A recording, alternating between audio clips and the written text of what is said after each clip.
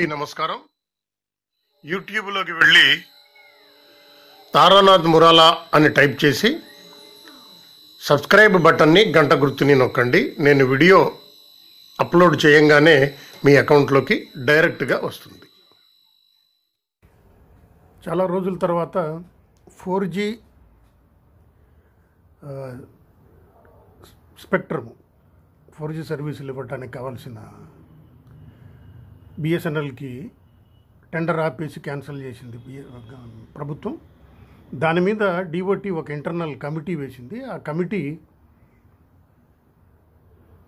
ఆత్మనిర్భర్ భారత్లో ప్రోగ్రాంలో భాగంగా భారతీయ కంపెనీలే 4G ఇవ్వటానికి కావలసిన సాంకేతికతని చైనా నుంచి కాకుండా ఇతర కంపెనీల నుంచి టెక్నాలజీని వాళ్ళతో అగ్రిమెంట్ చేసుకుని టెక్నాలజీని దిగుమతి చేసుకుని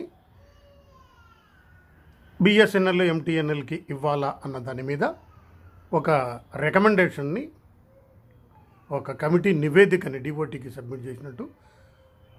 ఆ నివేదిక వివిధ department, home, personal expenditure, finance, హోంశాఖ ఇటువంటి కేంద్ర ప్రభుత్వ శాఖలన్నిటికీ అనుమతి కోసం పంపించి గ్రూప్ ఆఫ్ మినిస్టర్స్ టెలికాం రంగం అమిత్ షా గారి నేతృత్వంలో టెలికాం రంగానికి సంబంధించిన దాని మీద ఒక కమిటీ మంత్రివర్గ ఉపసంఘం ఉంది.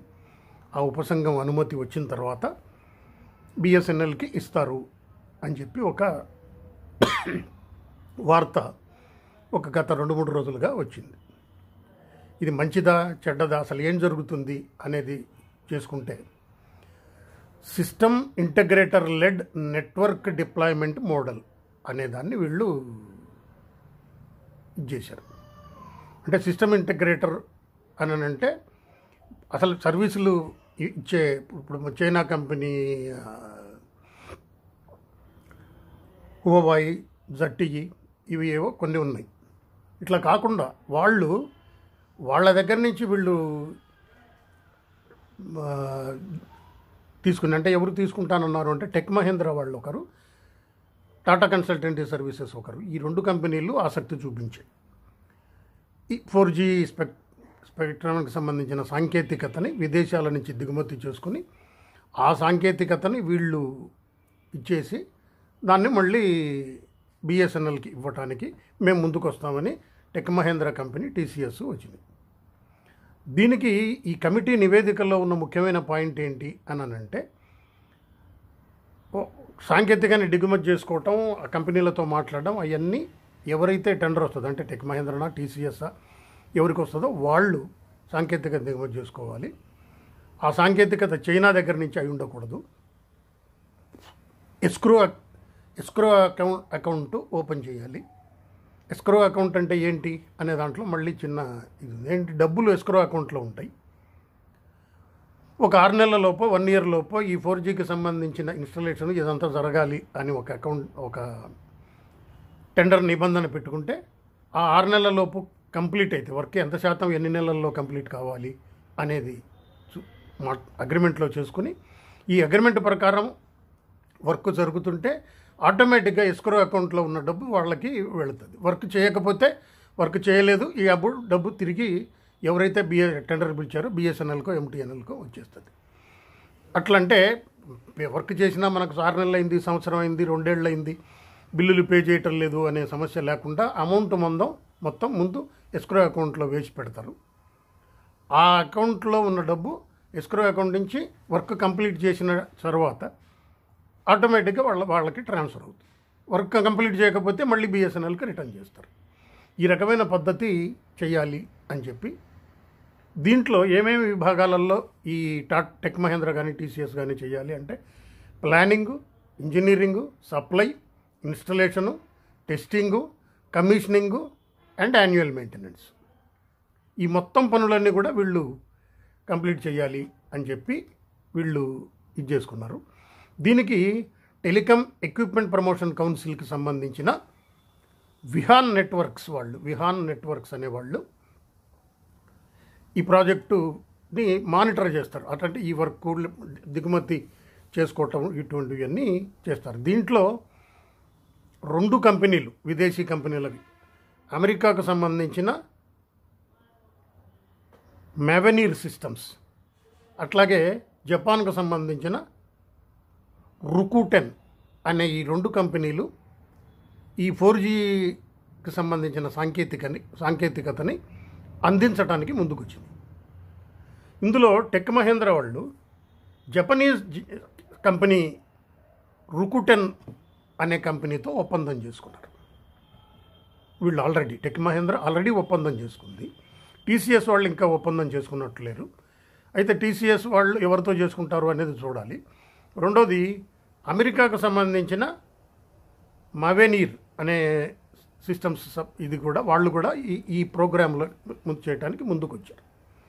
అయితే టెలికాం రంగ నిపుణులు ఏం అభిప్రాయపడుతున్నారు అని అంటే, డైరెక్ట్గా విదేశీ కంపెనీలు చేయటం మూలంగా కాస్ట్ ఫ్యాక్టర్ కొంత తగ్గే అవకాశం ఉంటుంది. వాళ్ళు మన ఇండియా కంపెనీకి సప్లై చేసి ఇండియా కంపెనీ తను కొంత లాభం వేసుకొని మళ్ళీ వీళ్ళు చేసి వీళ్ళు వాళ్ళ దగ్గర నుంచి తెప్పించుకొని ఈ రకమైన వర్క్ వల్ల కాస్ట్ ఎక్స్పెండిచర్ పెరిగే అవకాశం ఉంటుంది బిఎస్ఎన్ఎల్కి అనేది ఒక అంశం. కాస్ట్ ఎక్స్పెండిచర్ పెరుగుతుంది అనేది ఒక అంశం. రెండోది, సాంకేతికత ఎన్ని రోజుల్లో వీళ్ళు డెవలప్ చేయగలుగుతారు, ఎన్ని రోజుల్లో టెక్ మహేంద్ర కానీ టీసీఎస్ కానీ ఇవి మీరు ఇమ్మీడియట్గా చేయగలం. 5G టెక్నాలజీది కూడా ముందు మేము తెప్పించేసుకుంటున్నాం, ఐటీఐ ద్వారా మేము వర్క్ చేస్తాం, ఇట్లా కొన్ని వర్క్స్ ఇది వీళ్ళు చేస్తున్నారు. డబ్బులు బిఎస్ఎన్ఎల్ లేట్గా కడుతుంది అన్న దానికోసమని డిఓటీ చేసిన రికమెండేషన్లోనే ఎస్క్రో అకౌంట్ అనే పద్ధతి వచ్చింది. దీంట్లో ఒక 2 అంశాలు 4G వచ్చిన తర్వాత అంటే 4G ఇక్కడ 2 అంశాలు మనం గమనించాల్సిన అవసరం ఉంది. ఏంటంటే